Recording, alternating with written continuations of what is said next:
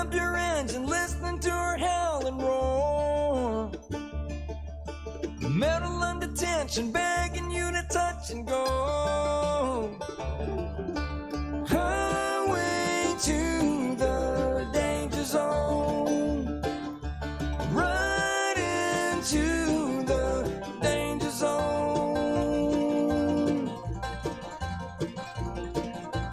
Hidden in the twilight, spreading out your wings tonight. She's got you jumping off the track, shoving it to overdrive. Highway to the danger zone. I'll take you right into the danger zone. You'll never say hello to you till you get it on a red line overload. You'll never know what you can do until you get it up as high as you can go.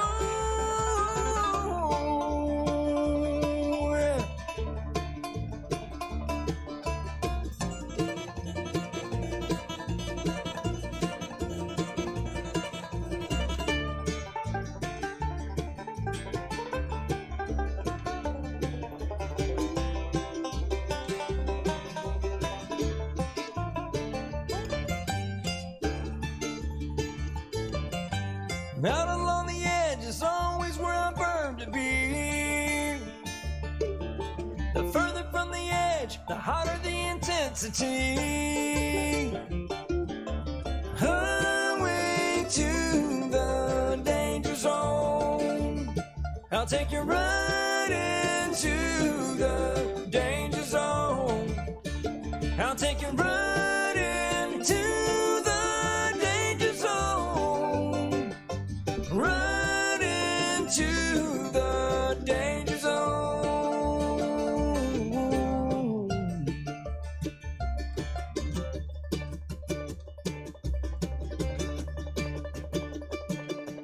Highway to the danger zone.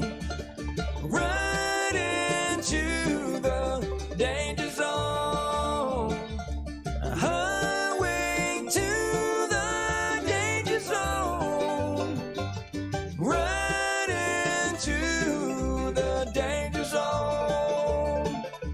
Right into the danger zone. Right into the danger zone.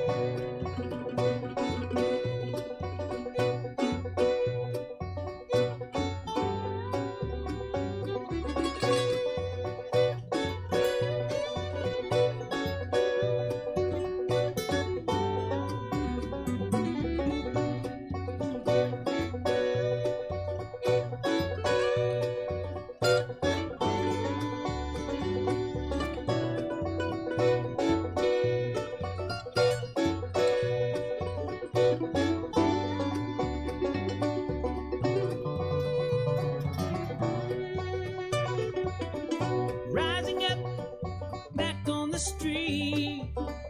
Did my time, took my chances. Went the distance, now I'm back on my feet. Just a man and his will to survive. So many times it happens too fast. You change your passion for glory. Don't lose your grip on the dreams of the past. You must fight just to keep them alive. You see, I am the tiger, it's the cream of the fight, rising up to the challenge of our rival. And the last known survivor stalks his prey in the night, and he's watching us all through the eye. tiger. Face to face, out in the heat, hanging tough, staying hungry. They stack the odds till we take Welcome to the street virtual before we Stab kill Comedy Theater. whiskey. It's time for the Dr. Dunning and Mr. Kruger show. Please welcome to your screen, Dr. Dunning and Mr. Kruger.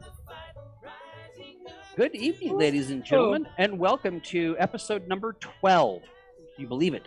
12 of the Dr. Dunning and Mr. Kruger show.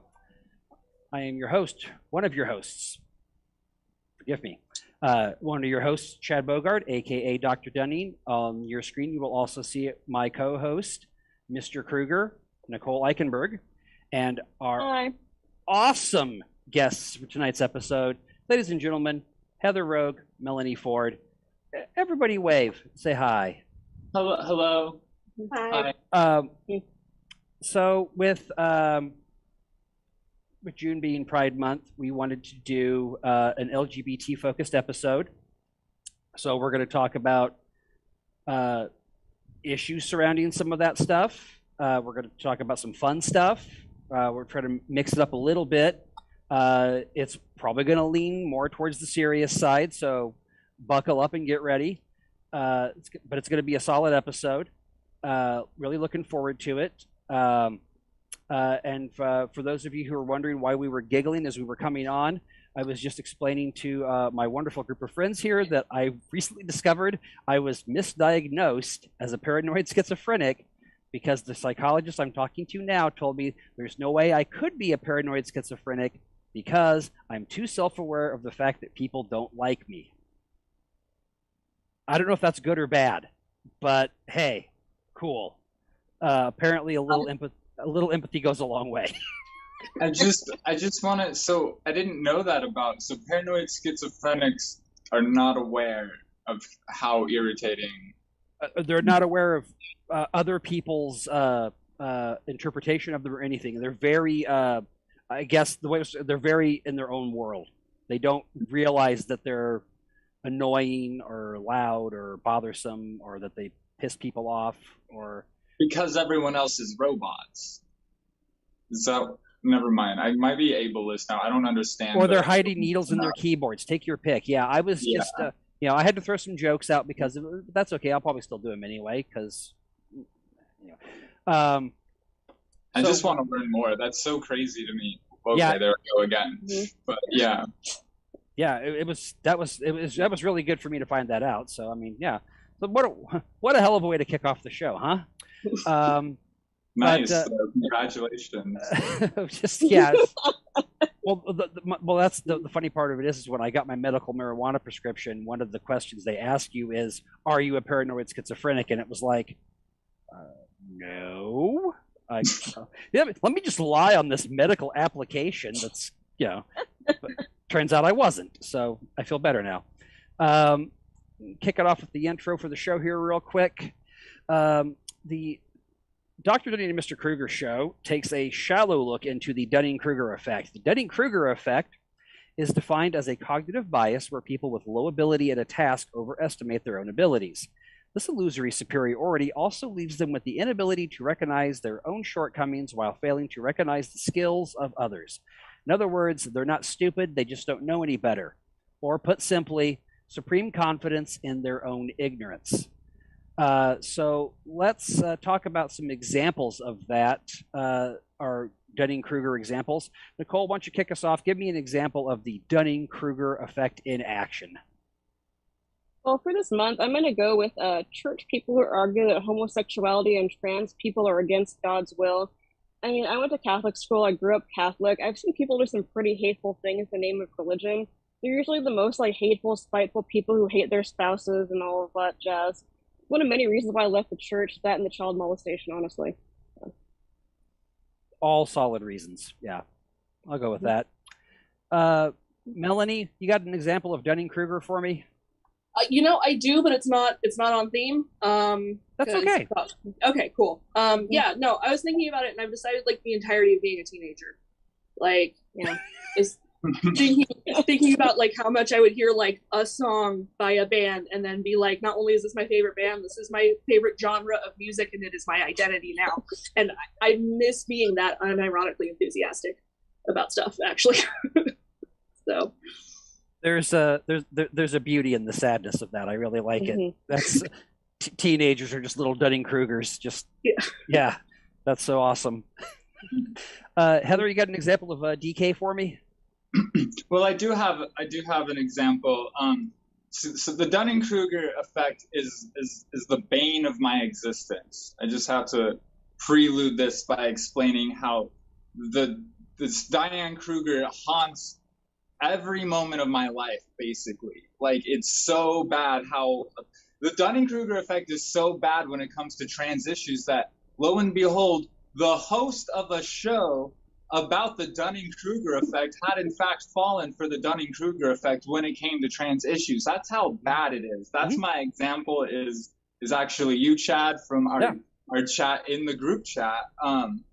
So, you know, when I transitioned, I thought, like, I'm a good debater. I can probably handle this. But I found out that, like, people don't actually care about the facts. Like, they will throw any amount of skepticism. In fact, they won't even they'll throw dismissiveness, right? They'll just be like, oh, I don't know about that. Or like, we'll have to agree to disagree whenever I present evidence. And meanwhile, they can kind of just like pull evidence out of wherever, out of their buttholes, and just like say things, or they just kind of assume things. And, you know, we'll talk about why and maybe where that comes from a little bit. But it makes it like really difficult for me to even trust cis people at this point. Like, it makes me kind of alienated from a lot of cis people because of the fact that it's almost considered moderate to hold very ignorant views about trans people and to kind of just defer to very ignorant views about trans people.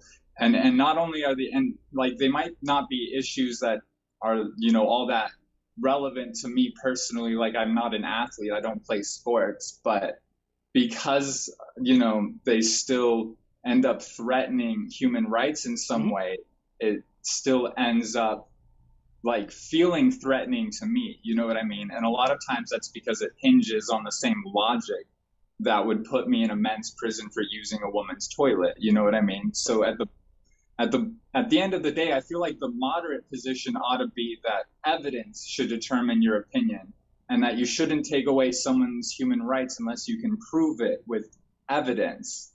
And a lot of people don't have that opinion yet, consider themselves, and like, you know, I just think that if you don't have evidence and you still have that opinion, you know, that's extremist to me. And don't get me wrong, like, I am an extreme leftist. For real. Like, I think we should abolish prison.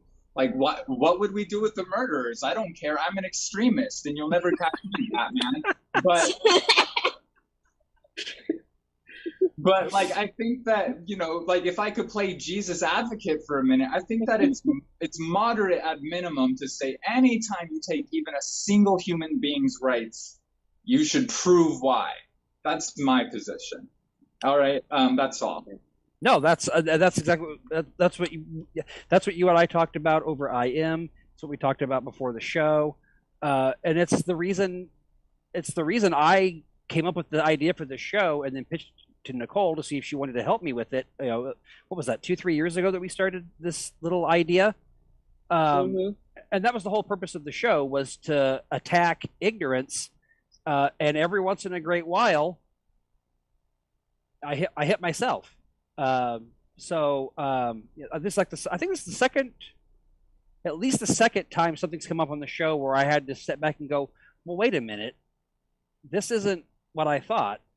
And so I have to challenge myself on that and accept that. And then, okay, what am I going to do with this? As opposed to what you're describing, which is what we talk about all the time on this show, is that when you confront people with facts, most people just double down on their ignorance. Right. And they throw up that wall and say, nope, I believe this, and this is how it is. Yeah, and so, I do honestly want to give my, you know, admiration, my respect to you, because you didn't just defer to ignorance. You did go do more research and then change your mind. You know, respect that, and I just want to give you permission to use the T slip. That's all. I don't even know what that means, but I will. But I will say that a black friend of my son's recently told him he had a pass to say the N-word one time, and I told my son, that man is not your friend. That is a trap. That is, well, he is trying you to just used it, so well done. Oh, is that the word? Oh, that's the word you're thinking of.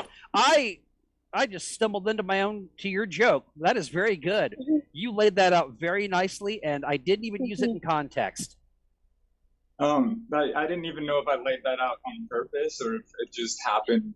Like I did not know what T-slur was, and now it could mean like 3 different things. So I had options. You know what I mean? Okay, well, I wasn't sure, but now that you've explained it, thank you. And yes, that is absolutely a horrible term, given the context that it is used.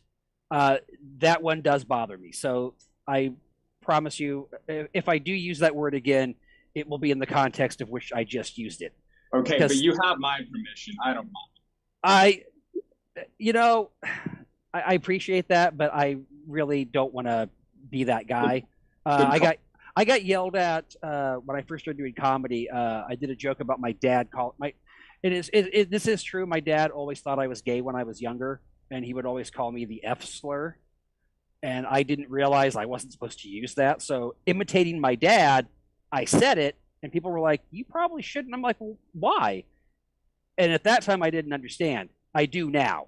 It's like, just because you're that's the oldest excuse. You'll hear white guys say it. Well, black people say the N-word. Well, that is just because you're repeating what someone else said doesn't mean it's okay to use it.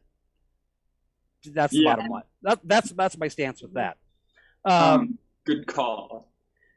It's better. You can ask Nicole. I even contacted her at one point and said, Am I on the right track with this? Like, coming up with the ideas for what we're going to talk about on the show? Because I didn't want to come across as condescending or comical or anything like that. So the prompts went through some rewrites, and we finally arrived at where we're at. And so hopefully this works.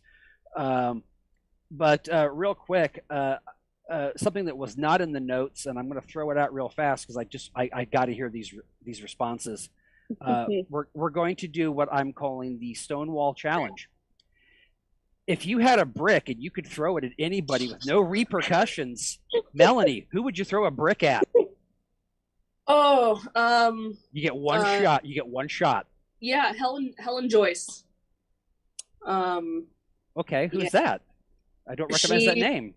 Yeah, she's a British TERF, who basically her and one of her friends basically went on the BBC and just openly advocated for like cultural genocide of trans people, and now you've got like Matt Walsh being like, yeah, she's got a point. It's not good. So yeah, she could catch a brick. Okay, that's a name I recognize. Yeah, okay, that explains the whole thing right there. Yeah. Heather, who's your brick for? I honestly, I don't know if I can answer this question. Because what am I going to do? Like, I go through every single name and they're just going to look at it and be like, see, look, I told you, biological male violence, and it's like, this is the trap. This is the trap. But you did mention Matt Walsh. He'd be a really good target. Just his face is brickable. It has, it just is, it's just on that level. I think back in the day. Tucker Carlson also has a very brickable face. Yes, I think back in my day we used to call that someone having a very punchable face, but brickable, that works. I like it. You'd make a hell of a brick. Yeah, you can't say that either. Sure. Yeah, go ahead. You're fine. I probably would have given the full-on cask of Amontillado treatment and wall them up, but that's just me. I take things too far. Nicole, who do you want to brick? I'm going to pick Ron Watkins. If anyone watched Q Into the Storm on HBO, he is more than likely the person who started Q because he runs 8chan. Yeah, and he also started a rumor about the Dominion voting system being corrupt. So, yeah, he can catch one. Okay. And mine's an oldie but a goodie. Ted Cruz.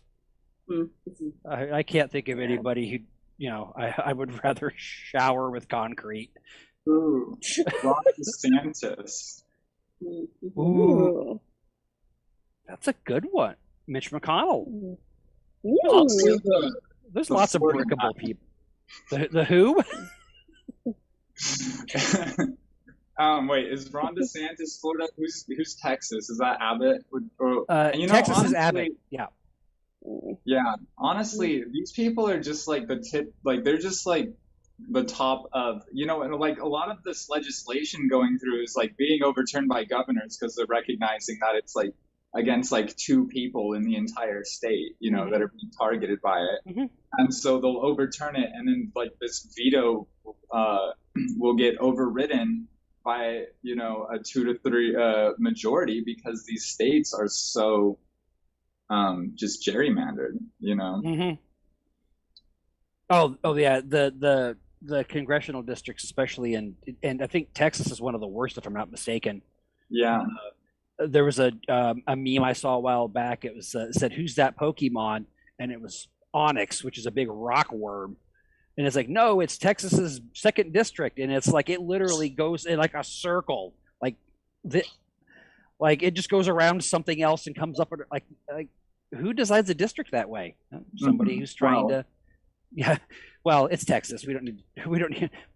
They get their own show later someday. We'll talk about Texas, a wonderful state. So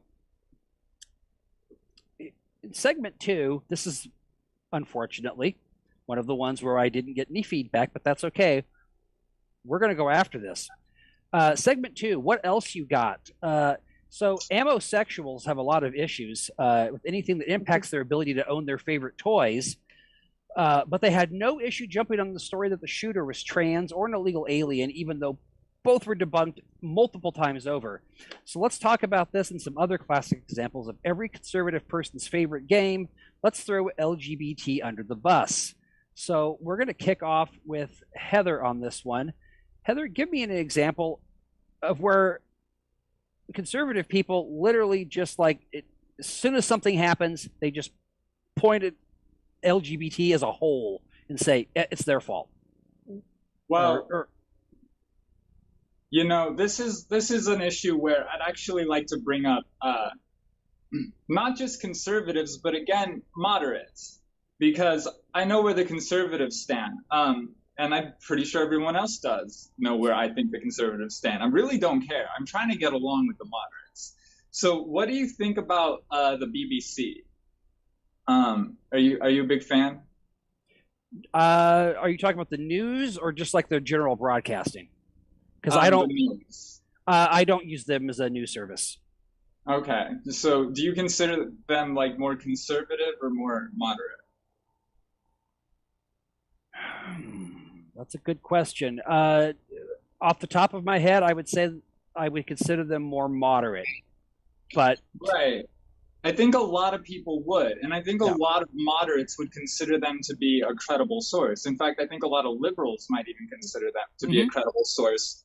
And this is where I run into an issue, which is that the media is often misleading people. Even credible media is often misleading people when it comes to trans issues.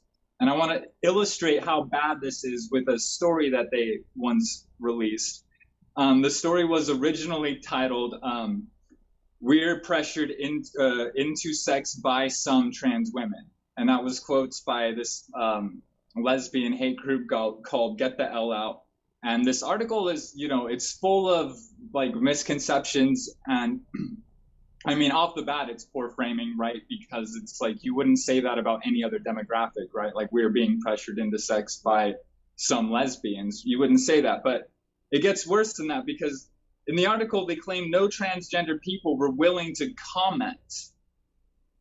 And so this is interesting because this was verified to be a lie. In fact, they interviewed a trans woman named Chelsea Poe. And they later caved and admitted that they did the interview, but they cut it from the story because they deemed it not to be relevant. But it gets worse than that, because in the interview that they deemed not to be relevant, Chelsea Poe was actually warning them about another source they were using in the article who was a serial rapist. And so they had quotes from this serial rapist in this article talking about how she felt pressured into sex by some trans women because she's a porn star and was asked to do a scene with a trans woman. And Chelsea Poe, the trans woman that they interviewed, tried to warn them about this. They deemed that not relevant to the story. They cut that interview. They kept the serial rapist interview. And it gets even worse than that, because they did eventually cut this porn star's quotes, the serial rapist quotes, out of the interview. But they didn't do it when they found out she was a serial rapist. They did it after she released a manifesto, like a terrorist manifesto that was calling for genocide against all trans people. It was calling to publicly lynch all the famous trans women, and she was threatening to rape their families. So that's when she released that manifesto. That's when the BBC cut her out of the article. They kept the article up, but they cut her out. They released another editor's note saying, you know, due to inappropriate comments, one of the sources has been removed. So that's the BBC. That's supposed to be like a credible source. And this is when you talk about like how they frame issues, you know, in order to just like blame trans people for everything. It's like the reason people aren't aware, like, you know, we talk about like sports. It's like people don't care about fairness in sports. They just they'd be going, you know, after Michael Phelps. They just want a reason to attack trans people. And it's the same is true about like all of these other issues. Like if they really cared about women, they wouldn't have known about this serial rapist they were putting in their article and then put her in anyway. You know, if they really cared about women, they wouldn't be talking like, you know, I once debated someone about prisons on the internet, and they were saying like they knew the name of every single gender nonconforming person who's ever committed a crime in a prison, but they didn't know the name of someone who had actually raped more female inmates than any of those people combined, because that person was a guard. You know, they don't care about women. Right. They're not going after the real issues that affect women. They just use these as excuses to attack trans people. And the reason they aren't aware about these things is because the media doesn't tell them. It just gives them this garbage about, you know, this lesbian hate group complaining about getting into debates about, you know, what is considered a lesbian on the internet. And then they feel like, oh, I'm being pressured into sex now because you're saying, you know, that. I mean, like, one of the sources in this article was saying she felt like her partner wanted to do a threesome with a trans woman and she said no. And they used that as a source in an article to frame trans women as predators. You know what I mean? Mm-hmm. So, yeah, that's all I have to say about that part. You can go on to the next person. I'll stop. No, that's totally, no, I want to, this is what this is about. I want to talk about, That's why I want to abolish prison. Anyways, but I'm being Jesus advocate. We prefer devil's advocates on this show, but I've had some issues with him in the past. Everyone wants to be devil's advocate. Not enough people are doing Jesus advocacy. Melanie, what do you got for an example for this scenario where people just seem to immediately go right to the attack mode? Yeah. I mean, I guess like words would be good right now.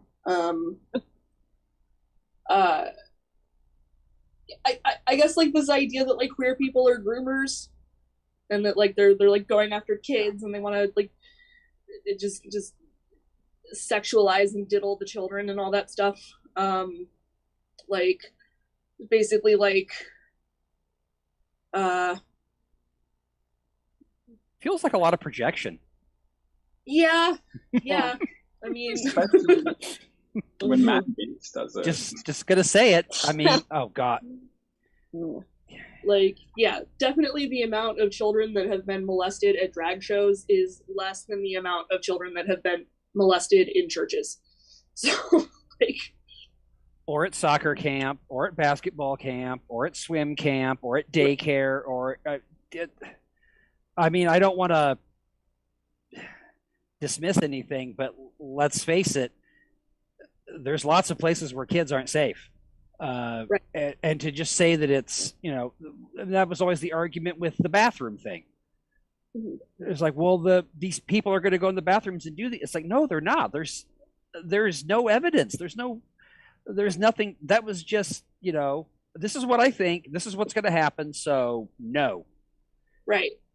And it's like, you know, I mean, especially with like when you're dealing with any kind of like, with like trans people or just like gender nonconformity, like with drag queens, like there's kind of just this, like there's all of these like protecting children, protecting women things that get invoked, and like all the like core goal is just to keep trans people from being in public and living public lives and like doing things that dismantle the gender binary in public where they have to look at it. Like, so.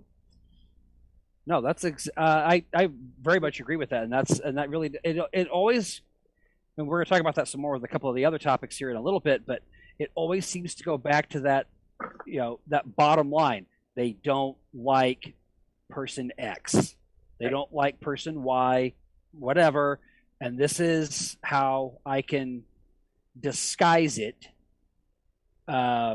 which. You know, and even like as Heather alluded to with the moderate positions, there's probably some of that going on there too, where they're really like, they're just trying to walk that line and it doesn't work. You really do need to pick a side. It's you know, it's ironic that when you're dealing with non-binary, when you picking sides it's either you're supportive or you're not. You can't like, you know, the whole both sides have points. They really don't.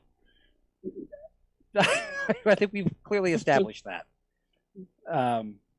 Melanie, did you have anything else you wanted to add on that, or? No, I think that's about as good as I'm getting with that one. Okay, I don't want to cut you short, or anything. I want to make sure you get what you got. Let's see here. Nicole, what's your example for this? Yeah, go ahead. I'm just going to ask you. I'd like you to jump off Melanie's a little bit. Sure. So this is going to get kind of deep for a second. I haven't ever said a lot of this stuff out loud, but I remember being interested in girls from a very young age as well as boys. But my ultra-right religious family basically yelled that out of me. So I was groomed to marry some alpha douchey male, and my current partner is like this really skinny, nerdy guy who's very submissive, and I came out as pansexual on Facebook today, and hopefully my family doesn't disown me, so we'll see how that goes. Sorry, that was a lot. Good luck. I really hope you don't get, yeah. And also congratulations on coming out as pansexual on Facebook. Thank you. It takes guts. Got guts, kid. Yeah, I mean, I could also piggyback on that. I was going to wait until the devil's advocate part with the whole, like, child abuse thing, because it's, you know, to me, yeah, it was child abuse, what I had to go through, being repressed. And it's not even like my parents necessarily did it. Like, they're kind of just victims of the same era as everybody else, right? They didn't intentionally do it. They just didn't have a concept of trans, right? And so, yeah, it was like, yeah, you kind of just like bullied into conforming into your gender by everybody in little subtle ways, right? Like that they don't even think about. It's just part of the societal norm at this point, especially in like where I grew up in the South and in the Midwest. I mean, it's ingrained into you at an early age. This is what boys do. This is what girls do. This is how they look. This is how they act. And it's not that it's done intentionally. It's part of the fabric of those environments. That's just how they do it. And also to kind of jump on something that Heather mentioned there. It's always weird to me to hear people talk about like trans. It's like it's something new. It's not new. It's I mean, I don't know how far back. I won't even speak to that. Well, but it's not a new issue. It's new to them. Yeah, that's intentional as well.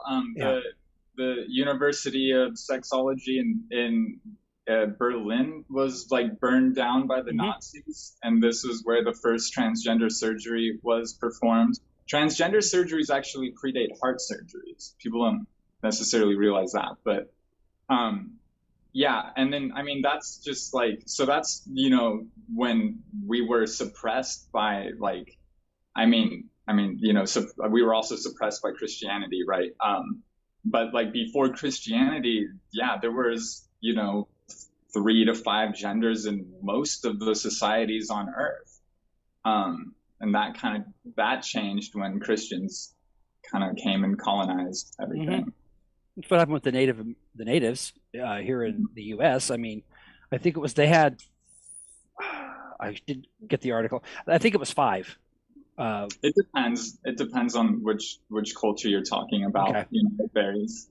Okay, yeah, the article I read, I think they mentioned like the 5, and of course, yeah, as soon as the missionaries showed up, they're like, none of that, and they There's this one famous Native American trans woman. Her name translates. I can't remember how to say her name, but it translates to like finds them and kills them, which is a really cool name. So I remember that part. But yeah, she ended up being forced into re-education and had like her hair cut and all of that. It was that's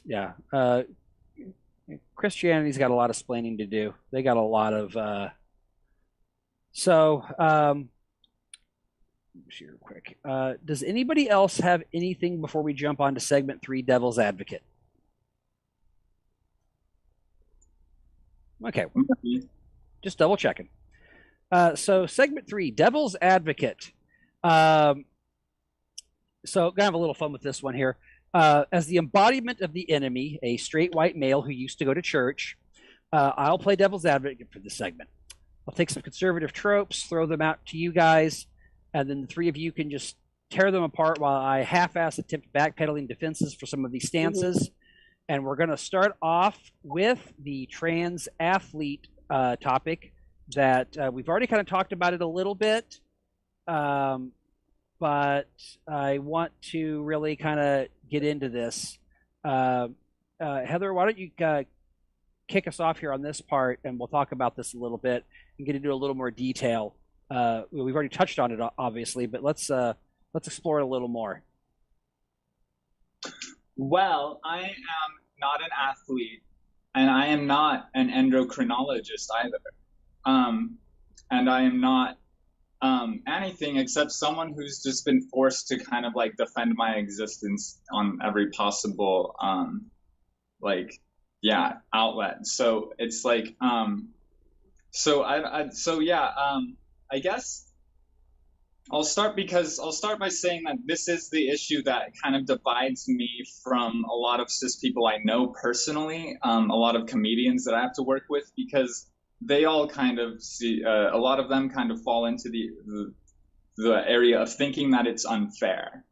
And I want to just debunk that right away, because the issue is not about fairness, it's about cheating.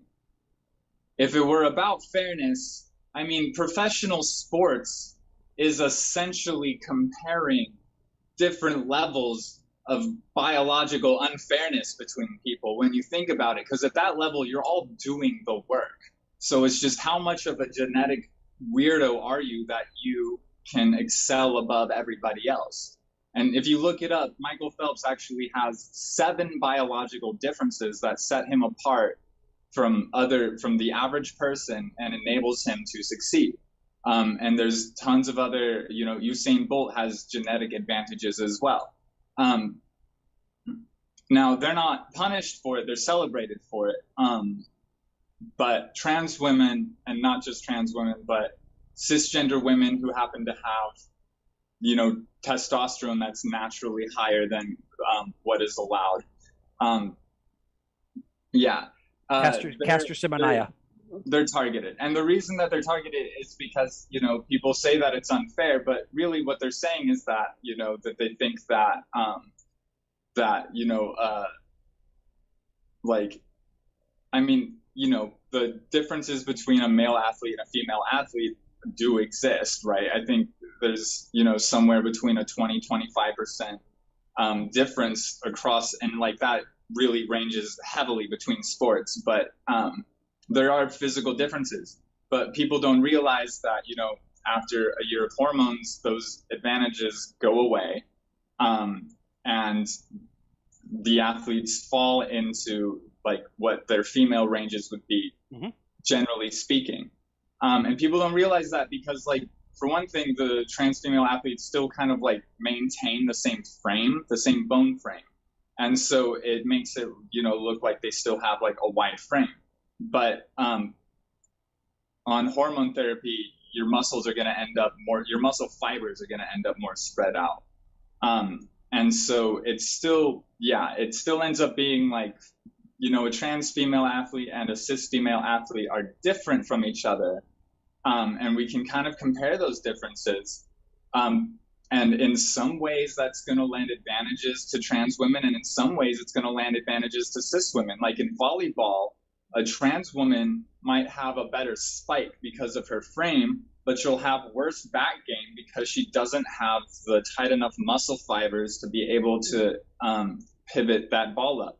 And so, like, these kinds of differences should not be used to segregate people unless you think it's cheating. And the reason you think it would be cheating is only because you think that trans women aren't really women. It's only because you think that it's like a mental illness that someone or that it's like, people trying to game the system in some way.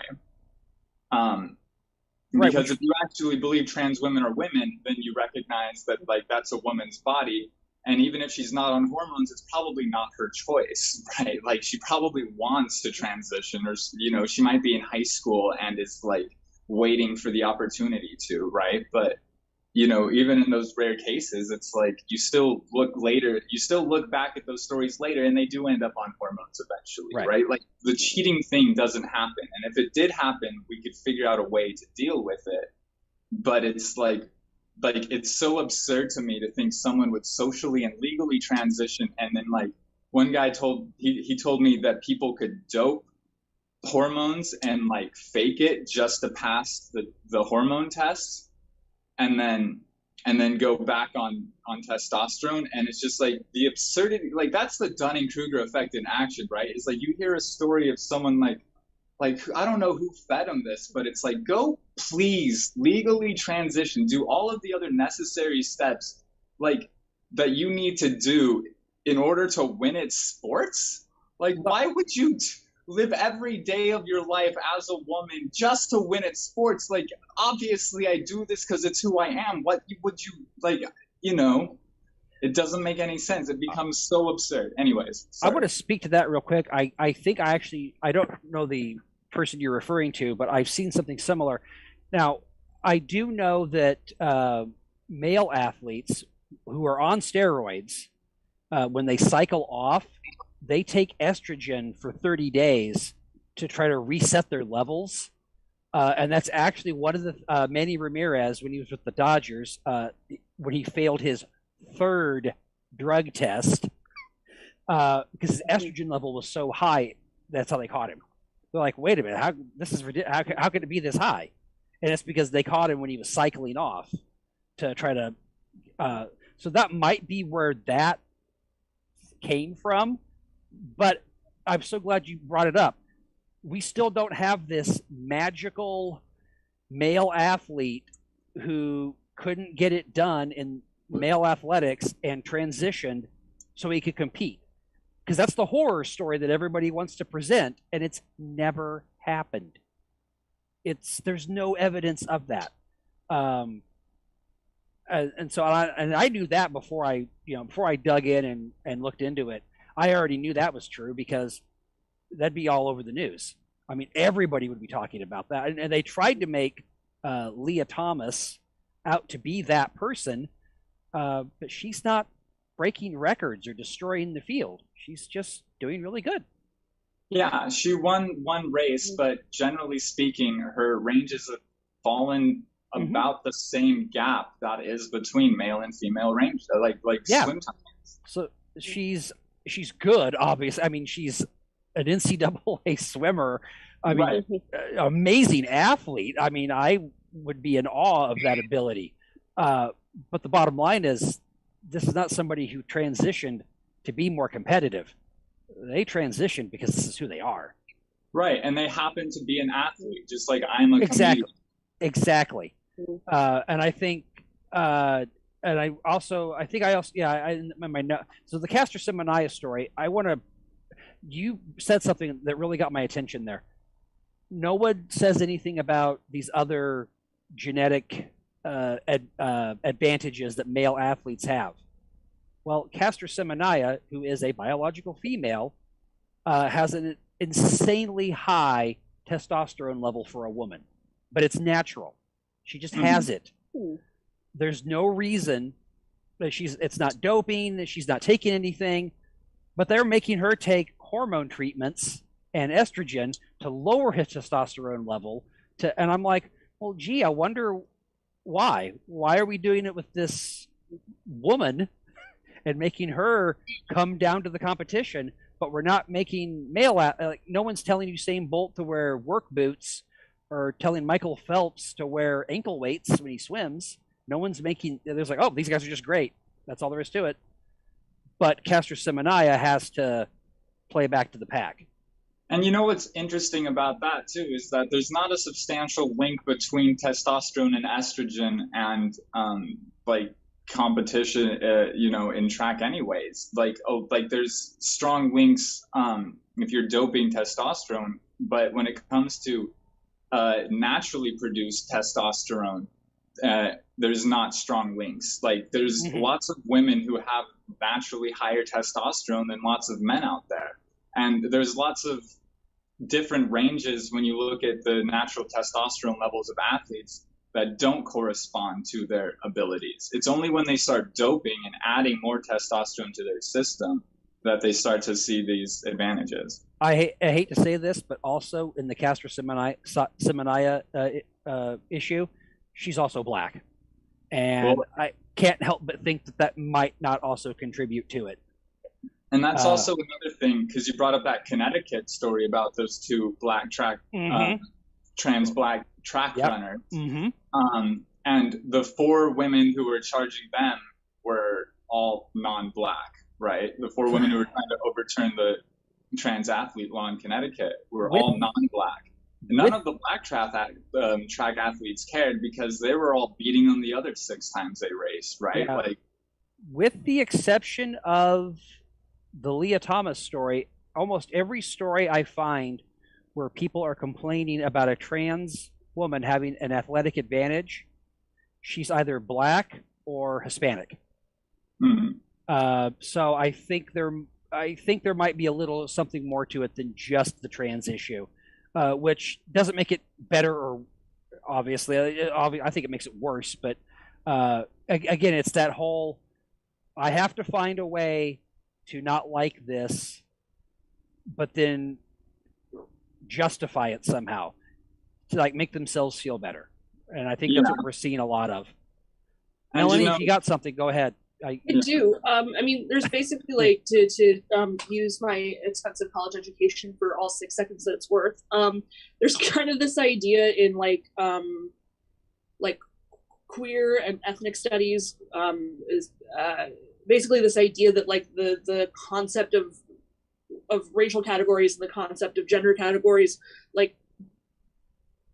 each other and basically define each other, and so which is just a way of saying that black women are masculinized anyway, even when we don't bring trans issues into it or trying to make trans people a villain. So yeah, definitely it's racist and transphobic. Yeah. Oh, Heather, you're muted. That goes into how transphobia and racism are kind of like interlinked in the same, I guess I would say like the way that white people have historically become very attached to sexual differentiation is also attached to racism, because they took pride in thinking white people are more sexually differentiated, right? Like our white women are more feminine than other people's white women. And so like that kind of concept is rooted in white supremacy, or like it's a foundation of white supremacy. It's like part of their circular logic of racism, you know? Yeah, it's really not that hard to, you know, see them make the leap from racism to homophobia to transphobia, because it's the same principles. Mm-hmm. It's someone who's different than me, that I don't like something about them, and I'm going to act on it. And yeah, it's definitely yeah. Like I said, this was the one that when I was researching it, the more I looked into it, and you mentioned the track athlete, and it's sad that when you said that about the track athletes in Connecticut, I was focused on the trans part, and I'm like, as soon as you started talking, I'm like, oh yeah, they were black too. There you go. So I mean, that really might, you know, other than one story, everybody was also ethnically a minority. So well, and I also asked if they were medically transitioning. It turns out they were. They just hadn't been on for a full year at the time. Okay.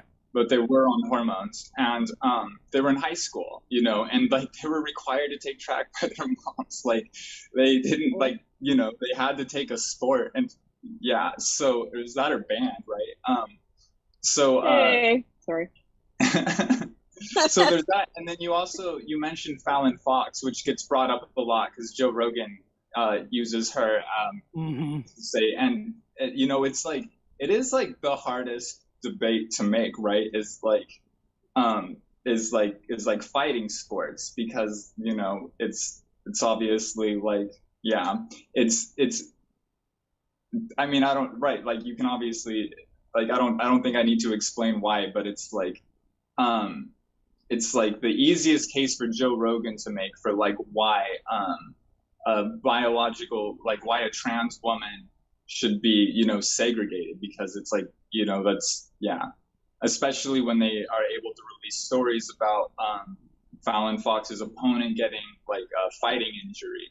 And then they're able to play that, which, and I don't know what the concussion rates are of people in fighting sports, but I imagine it's not that unusual for people to get fighting injuries in fighting sports. I'm not sure if Fallon Fox has like the biggest knuckle, you know, in all of the UFC. I know, like, I got kind of a mean knuckle, but I don't have like my punch is gone, you know what I mean? And it's like, you know, so not only that, but it's also important to note that Fallon Fox was competing for 5 years before she was ever outed as transgender. And no one ever complained about her giving them fighting injuries or dominating the field until she was outed. And then suddenly they have issues. And this is when, if Jesse, if you could pull up the last picture that I sent you, there's like a picture of like a UFC of 2 female fighters. One of them's trans, and the trans one is the shorter one. And people will see that photo and think like that the taller one is transgender. And it's just like a fun little got you on people, you know, like, because they're so ignorant that they assume, you know, the trans woman is the one who's 6 foot tall, but she's actually the cisgender fighter, and then the trans woman is the one who's like 5'9" or something, you know. He may not be available. I'm sorry. Oh, that's okay. So anyway, but no, I know the picture. I know the image you're referring to, and I think the big complaint was that Fallon Fox, I forget the opponent, but she had broken her jaw. Oh, yeah.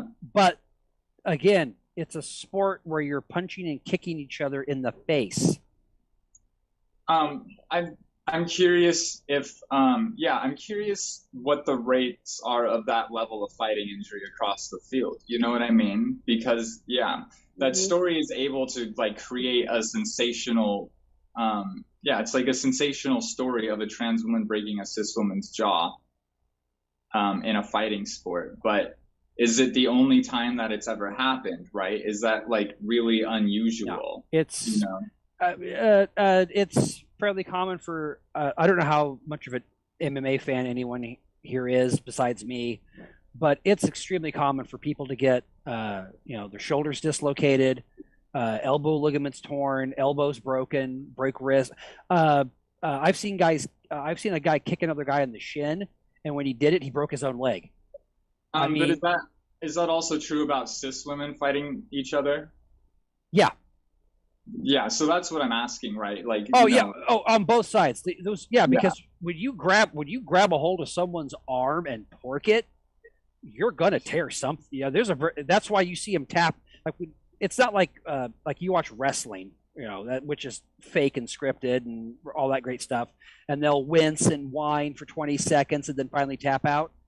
In an MMA fight, if you lock in someone's arm, they're tapping in 2 or 3 seconds because the pain hits, and they're just like, okay, if I don't, and I've seen it happen. I've seen, not on the women's side, but on the men's side, I've seen the guy try to fight out of it and fight, and next thing you know, you just see the arm go pop and bend away it's not supposed to, and that's the end of the match. That sounds fun. It's brutal, but yeah. But that's why when they lock in a choke or people just tap because they know what's coming. It's over. But yeah, and that's another one. And speaking of Mr. Rogan, there's one here in the Devil's Advocate that I want to get to. He had a conversation a couple of years ago with another asshat, Jordan Peterson. I know, where Love him. They went off on this rant. Melanie, I want to have you kick this one off for us real quick. We're talking about this because I want to get to the last segment before we close. Their basic take was that if someone on Twitter, which is hilarious to me because Joe Rogan always says Twitter's not the world. Why does anyone care what Twitter thinks? And now here he is carrying what Twitter thinks. Someone on Twitter had posted something about if you refuse to date someone who is trans, you are a transphobic person. Now, they could have had a serious conversation about this, but they basically turned it into 2 11-year-old boys calling somebody gay. That's what it turned into. It was 2 men poking fun at somebody on this topic. So the question is if someone refuses to date somebody who is trans, are they automatically transphobic, or is there more to that issue? And Melanie, what are your thoughts on that to get us started here? I mean,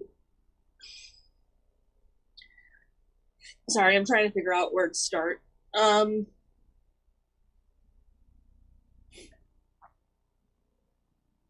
So personally, I think if in your mind you're just like, I would never, ever, under any circumstances, no exception, like date a trans person, like that is transphobic. Like, it is just, that's like it's a hard line based on a bias. Like, that said, like everybody has, sorry, trying to figure out how to say this, and I'm just having a hard time with it. But kind of what I was thinking was like, it's like how would you compare that to say somebody who's like a woman who says, "I don't date black men," or a guy who says, and pardon my language here, a guy who says, "I don't date fat chicks," which is equally gross. But right. I mean. Right. Okay. Thank you. You're helping me. So like, right. Like, I think like we all know about ourselves that we just have like things that we don't really like or want in other partners, whether that's like a conscious or an implicit bias. Like I don't want to date somebody that goes hiking every weekend. Like, but I don't need to put on my fucking Tinder profile that I don't want to date hikers, and I don't need to like take rights away from hikers. Like, and I don't need to like make my whole personality be that I don't like hikers. Which is a stupid way to put that now that I'm saying it. But like, no, it makes total sense. Like basically, like you should challenge in yourself if you're just like, I don't want to date trans people. It's like, if you don't like an individual trans person, that's fine. If you need to like if it needs to be like a big deal to you that like you're not going to date trans people and nobody's going to make you date trans people, like you're a transphobe and an asshole. Like, well, if you're a transphobe, I think the asshole part goes without saying, but yeah. fair enough. I think we can all agree on that. Yeah, and that's kind of, yeah, it's like, it's one thing to, you know, if that's how you feel, okay, that's one level of it. But it always seems to take that, you know, these two gentlemen were discussing this, and it turned into some lightweight gay bashing, basically. Like, basically, their stance is if you are a straight man and you are willing to date a trans woman, then you're a gay, was their conclusion. And it's right, like, which is just not true. I that's mean, that's some insane logic that they came up with there. To everyone's surprise, Joe Rogan and Jordan Peterson are idiots. So. Oh well, yeah, and the two of them in a room together is just a nightmare. They just say ridiculous. It's not as bad as Joe Rogan and Dan Crenshaw, but that's a whole other story. For those of you who don't know, Dan Crenshaw, the senator with one eye that almost got Pete Davidson fired from SNL. But Nicole, I see a lot of head nods over there on this topic. You got something you want to add in real quick? For the refusing to date trans part? Sure.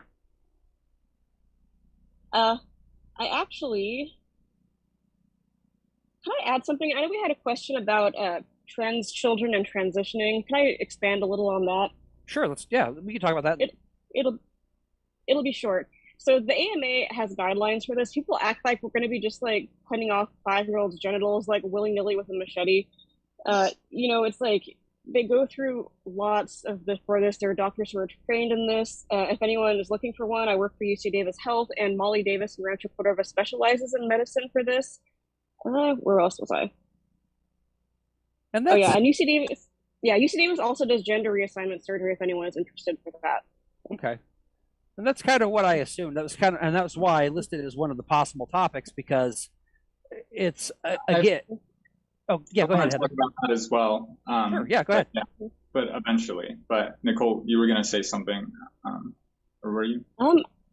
I might have just forgotten. Go ahead.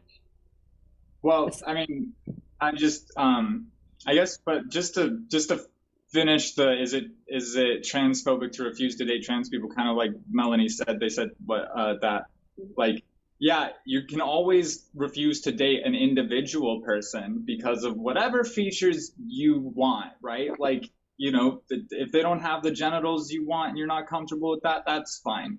But if you make an overarching assumption about all people in the world that fall into a single demographic and say that you wouldn't date any of them, that is a textbook example of discrimination. So you should probably examine that within yourself. And that's all anyone says. And also the other thing people say is that there's this statistic about like other cotton sealing, you know, is what it's said. But like basically there's a statistic that shows that if people are shown a series of photographs of other people and rate their attractiveness, and they're told certain members of the group they're shown are transgender, they'll rate those people as less attractive on average, even if they're not transgender. And so, like, people are discriminating against people for being trans, like, you know, cognitively. And so, but if anyone points that out, suddenly we're pressuring them into sex and being predators. So anyways, that's my opinion on that. But to talk about, you know, when people, so like, yeah, any type of transition that happens before puberty is social, right? It is allowing a child to go by a new name and wear the clothes that they want to wear.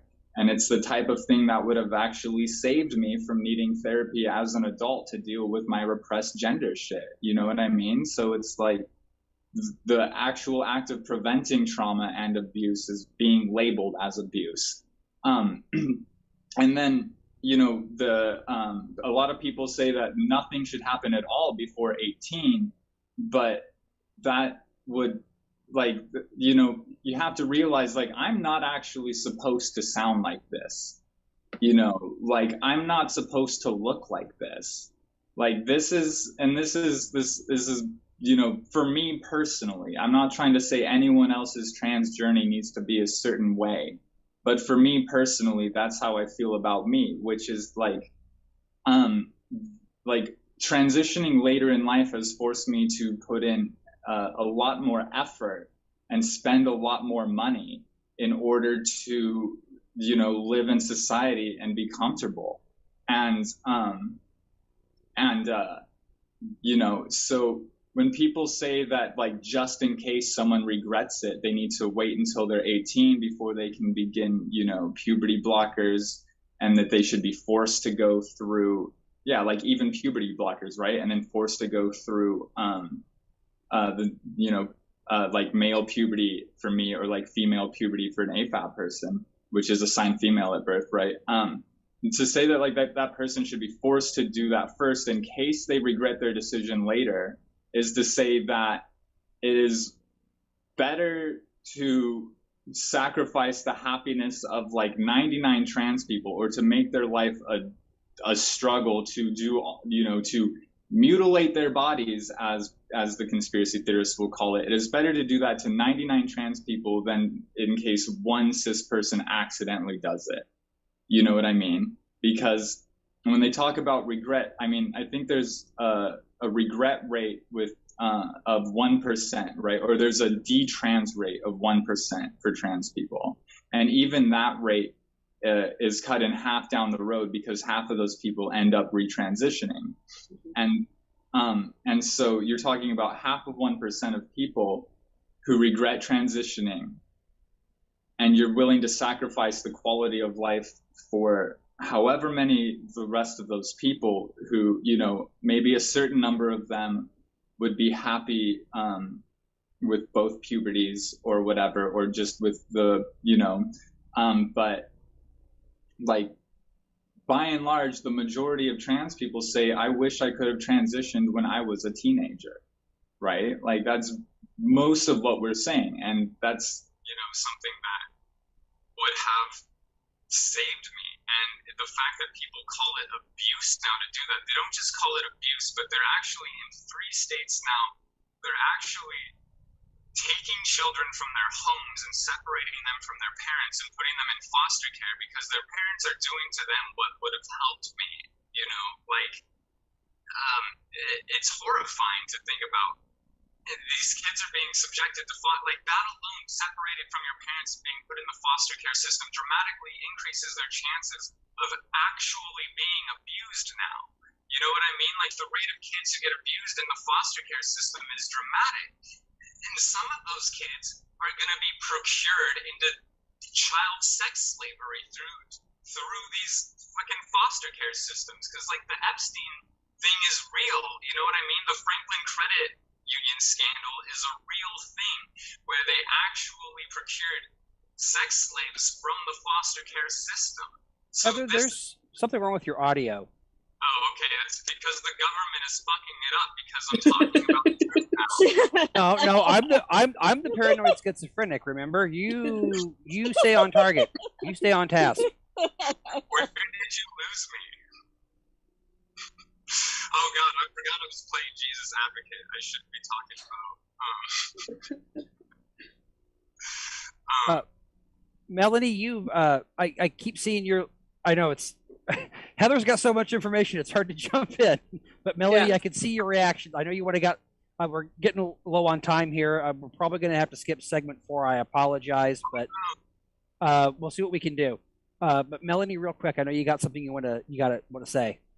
Well, it kind of feels like splitting hairs, but it's interesting to me, right? That like actually like that half of 1% people that don't go back on hormones, they don't necessarily regret having been on hormones or transitioning either. Like you have a lot of people that like were just satisfied with what they had achieved with hormones, they didn't want to do it anymore, or like they had to detransition for social reasons and it had nothing to do with like developing dysphoria from being on hormones, or like third reason my brain just dumped. But like yeah, like the amount of people that regret it is like comically small. And like even like people that turn out to be cis, there's a lot of them who are like they did want to be a little more androgynous, and they actually don't regret doing it. Like we are trying to prevent something that is just so like comically rare. Like, well, with the numbers Heather gave, that's 1 in 200. That's a pretty small group. I mean, that's it, and it sounds like it would probably be even lower if they were allowed to transition earlier. Is that what that's what I extrapolate from that. Potentially, or if we just also just the option, like even the ones who maybe felt pressure to transition or were told that transitioning, like they were given some very medicalist narrative about transitioning and went further than they wanted to, even they would be helped if we just accepted non-binary people more, I think, and accepted that as a way of being, and didn't and educated people on the fact that there isn't just one way to transition, so that they know what their options are. You know. That's a very good way to put it. Yeah, that would make a difference. Start that conversation earlier, and then let them follow the path that's best for them. That makes a lot of sense. Right, but instead we have to call people groomers who have they/them pronouns in a classroom. Anyways. Well, let's wrap this up with something lighthearted here. Well,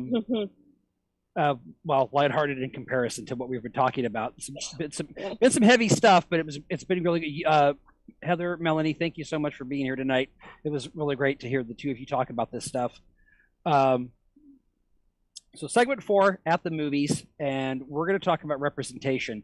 And as I was kind of mentioning earlier to you guys, I never really understood representation until my daughter came out as a lesbian, and I would see how excited she would get about LGBT characters in movies, anime, and comics, and how much it meant to her to see people like her. You know, she would actually say it. It's like, I see people like me. Hollywood has had some real hits and misses with this. So let's talk about good and bad examples of representation for LGBT in movies and television. Melanie, what are your 2 examples, good and bad, for LGBT representation? Yeah, you know, it feels like such a basic answer right now, but my good rep answer has to be Our Flag Means Death. It's just such a good show. And also, like, you know, that show has the character of Jim, who is non-binary.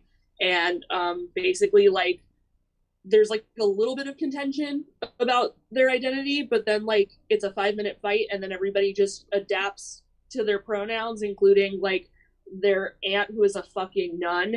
And like that's like high fantasy to me at this point. Like, just people understanding the they them pronouns. So that is good rep. Bad rep, I don't even know the character's name, but just the DJ in the Sex and the City reboot. Every time I saw clips, I just wanted to I died a little. I'm so over non-binary characters who just exist to explain what non-binary is and then don't really have a personality. Yeah. So. Like token non-binary, basically. Yeah. That's a great idea. Like, Nicole, your 2 examples for this one. You know, I'm only going to do one, and it's what I hope is going to be a good example, because I know we are, you know, running a little bit over, and I want to give Heather more time. But Heather, have you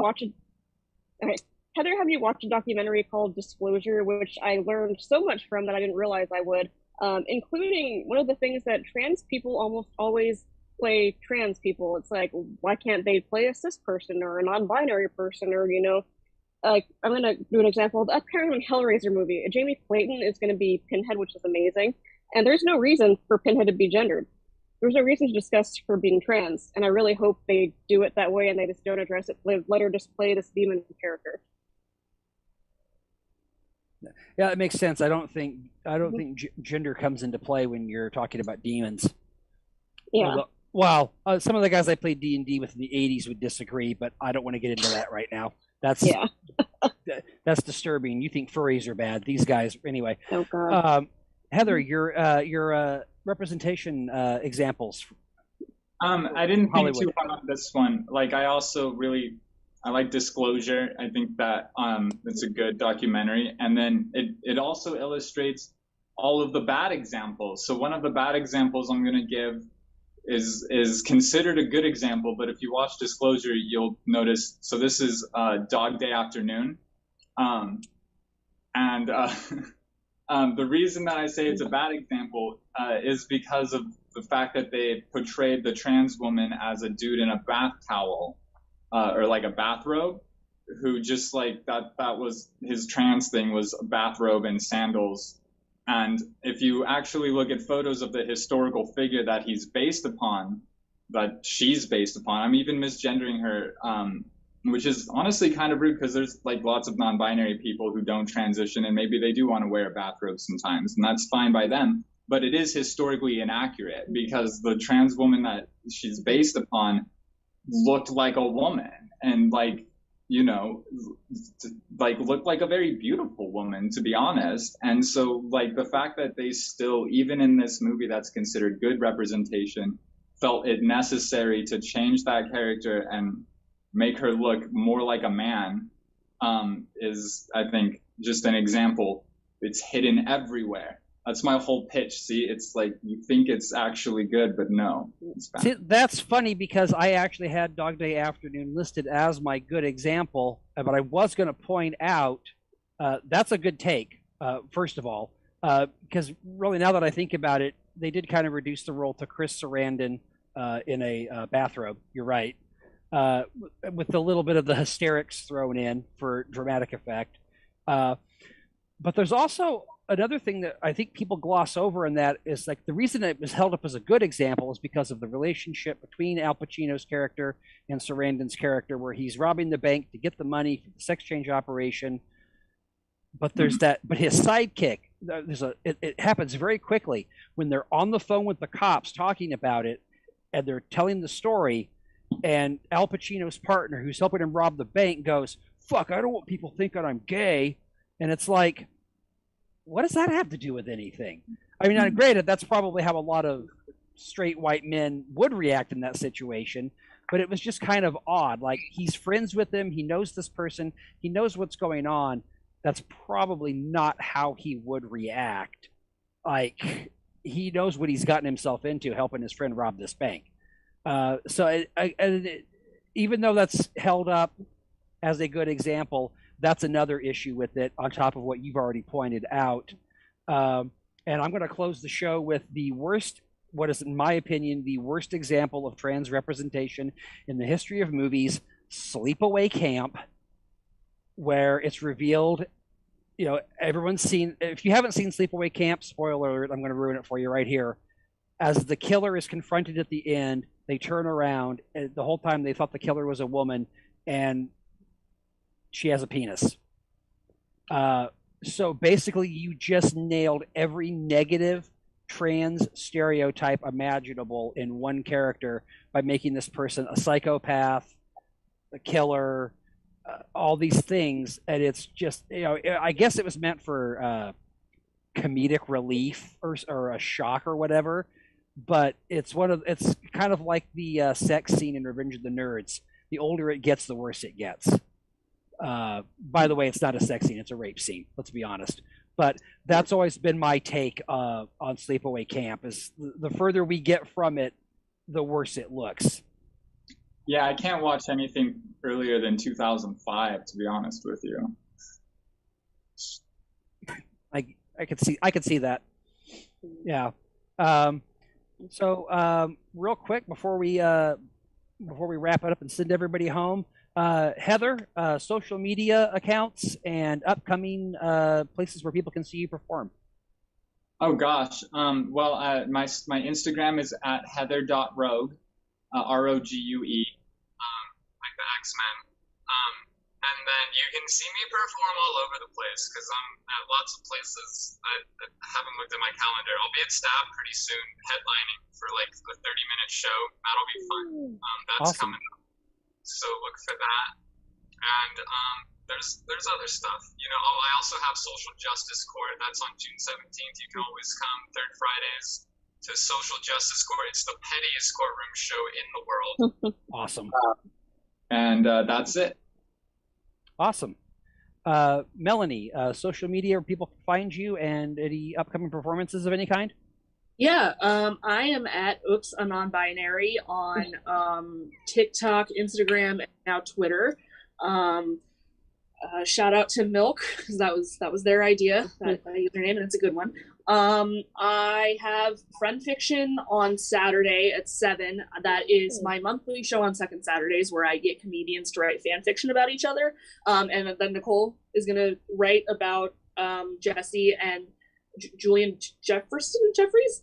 Yeah. Oh, I'm a good producer. And then on the 25th, I'm going to be on Warm Takes at 8 p.m. Nice. I'm probably also going to be on Domain Daddies next week, 9 p.m. on Wednesday, the 15th. And I do, yeah. Those are the most recent ones to come see.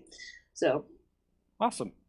All it's Nicole, social media, upcoming events?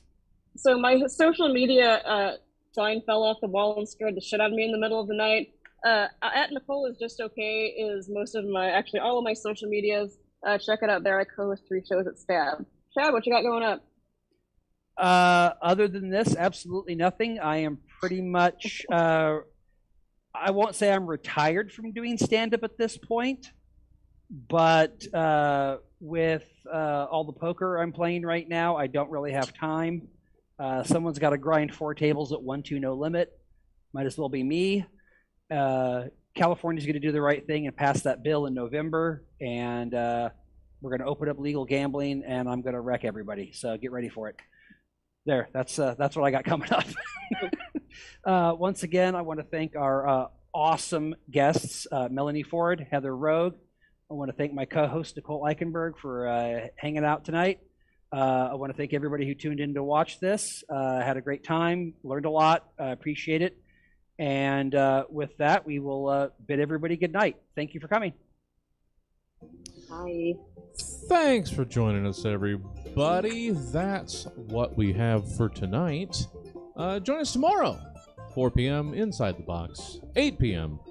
Obscure Movie Trivia Show. Check out the full calendar of events at stabcomedytheater.com. Let's see if there's someplace we can send the remaining online audience. Where's, I don't know.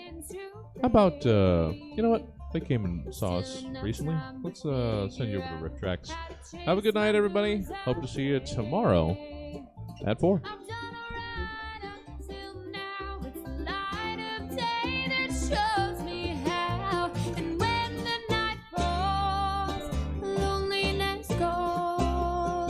All right, thank you, Jesse. Thanks, everyone. Thank you, everybody. That was a good one. Appreciate it. Always. I'm so happy I didn't have to kill Chad at the end. Sorry for talking so much. I just let No, it's good. It's really good. Nicole and I kind of talked about it ahead of time. The plan was for 2 of us, especially me, to ask questions, to sit back, and kind of encourage